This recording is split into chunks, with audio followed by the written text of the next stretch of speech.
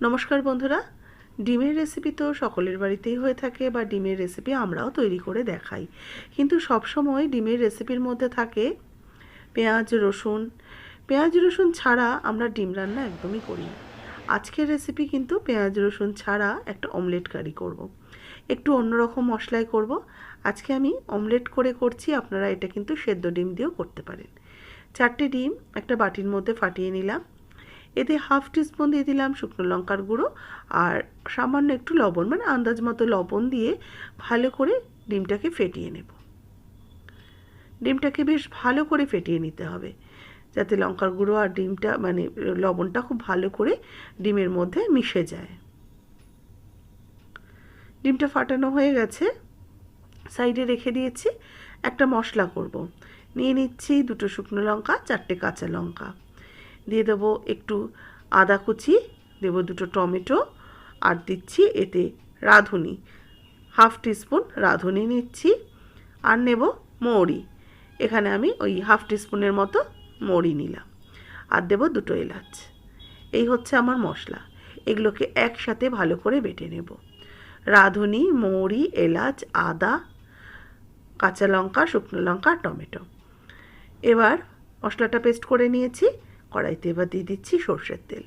তেলটা ভালো করে গরম হয়ে গেলে আমি ডিমটা যেটা ফাটিয়ে রেখে দিয়েছিলাম সেটাকে আমি এখানে হাফ হাফ করে দিয়ে দেব।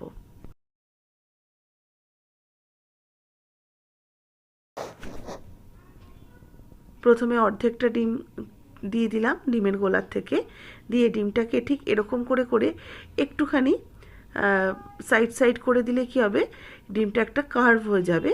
আর তাতে কী হবে, ডিমের যে লেয়ারগুলো সেটা কিন্তু একটু মোটা হবে।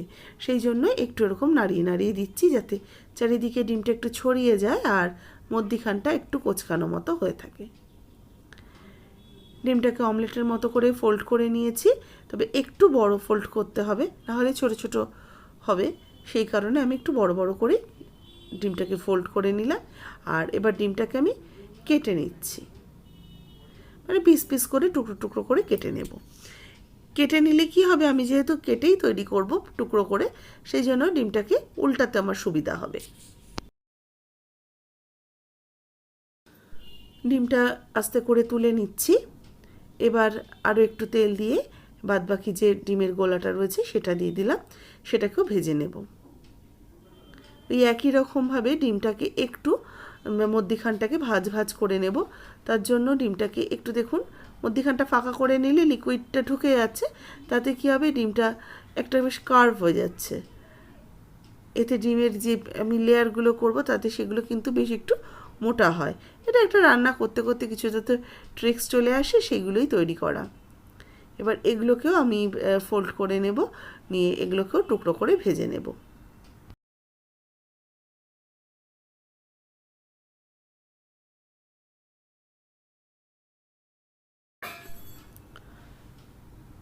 এই ডিমগুলোকেও ভেজে উল্টে তুলে রেখে দিচ্ছি। কড়াইতে আবারও একটুখানি তেল দিয়ে দিলাম। তেলের মধ্যে ফোড়ন দিয়ে দেবো গোটা জিরে, হাফ টিস্পুনের মতো গোটা জিরে দিয়ে দিলাম। জিরেটা একটু ভাজা ভাজা হয়ে গেলে এবার এর মধ্যে দিয়ে দেবো হাফ টিস্পুন হলুদ গুঁড়ো আর হাফ টিস্পুন শুকনো লঙ্কার গুঁড়ো, মানে কাশ্মীরি লাল লঙ্কার গুঁড়ো। এটা কিন্তু শুকনো লঙ্কা না, কাশ্মীরি রেড চিলি পাউডারটা অ্যাড করলাম। এবার হলুদ আর লঙ্কার গুঁড়োটা একটু মিক্সড করে নিয়ে বেটে রাখা মশলার মিশ্রণটা অ্যাড করে দিচ্ছি। এই মশলাটা এত সুন্দর একটা মিষ্টি সুগন্ধ রয়েছে, সেটা কিন্তু না পেলে আপনারা বুঝবেন না। রান্নাটা করে দেখবেন, অসম্ভব সুন্দর একটা সুগন্ধযুক্ত একটা রান্না, খেতেও খুব ভালো হয়েছিল। একঘেয়েমি সবসময় পেঁয়াজ আদা রসুন দিয়ে তো কষিয়ে রান্না করি, একটু এইভাবে করে দেখুন, আশা করি আপনাদের ভালো লাগবে। মশলাটা থেকে দেখুন আস্তে আস্তে তেল ছাড়তে শুরু করেছে। আঁচটাকে কম রেখে কিন্তু মশলাটাকে বেশ ভালো করে কষাতে হবে। এবার এর মধ্যে দিয়ে দেবো স্বাদ মতো লবণ, আর ওই কয়েক দানা মতো চিনি দিয়ে দিলাম, একটু সামান্য মিষ্টি দিলাম। এবার ভালো করে আবারও একটু মিশিয়ে নিচ্ছি। বেশ আস্তে আস্তে কিন্তু মশলাটা দেখুন ড্রাই ড্রাই হয়ে গেছে। এবার একটু টক দই নিয়েছি একটা বাটির মধ্যে, ওই 1 টেবিল চামচের মতো টক দইটা নিয়েছি। টক দইটা ভালো করে একটু ফেটিয়ে নিয়ে ফেটানো টক দইটা এবার মশলার মধ্যে দিয়ে দিলাম। আঁচটাকে একদম কমে রেখেছি, কারণ যেহেতু দই দিয়েছি ফেটে যাবে, সেই জন্য আঁচটাকে কিন্তু একটু কমে রেখেই করতে হবে। এবার ভালো করে মশলাটাকে একটু দইটার সাথে মিশিয়ে নিচ্ছি। দইটা ভালো করে মিশিয়ে গেলে তারপরে আমি আঁচটাকে আবারও একটু মিডিয়ামে রেখে রান্না করব।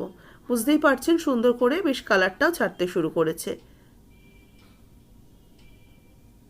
দেখুন খুব সুন্দর আস্তে আস্তে কিন্তু কালারটা ছেড়েছে।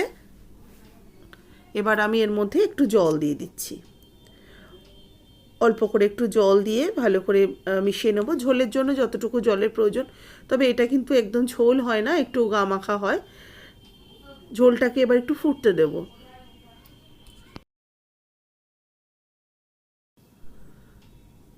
ঝোলটা ভালো করে ফুটিয়ে নিয়েছি। এবার অমলেটগুলো একটা একটা করে ছেড়ে দিচ্ছি।